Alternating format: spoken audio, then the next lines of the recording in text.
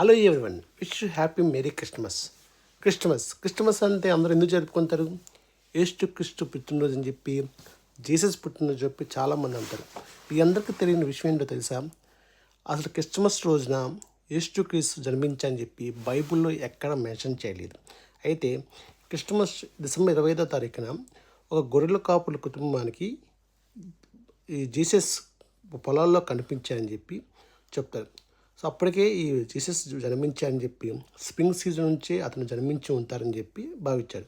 So Christmas అంటే December 25వ తారీఖున యేసుక్రీస్తు పుట్టినరోజు కాదు అని చెప్పవచ్చు. అయితే అప్పట్లో రోమన్ ప్రజలు డిసెంబర్ 25వ తారీఖుని సూర్యుడు స్టార్ట్ అవుతారు, అంతే వెలుతురు వచ్చే రోజుగా జరుపుకునేవారు. అదే రోజు ఈ పిల్లవాడు కనిపించడంతో అప్పటి నుంచి ఈ క్రిస్టమస్ని డిసెంబర్ 25ని క్రిస్టమస్గా జరుపుకుంటారు. క్రీస్తు శకం 4 నుంచి పాప్ జూలియస్ అనే వ్యక్తి ఈ క్రిస్మస్ని అధికారికంగా ప్రకటించారు. సో క్రిస్మస్ రోజున యేసుక్రీస్తు పుట్టలేదు అని, పుట్టారని ఎక్కడ నిరూపణ లేదు. So once again wish you happy merry Christmas.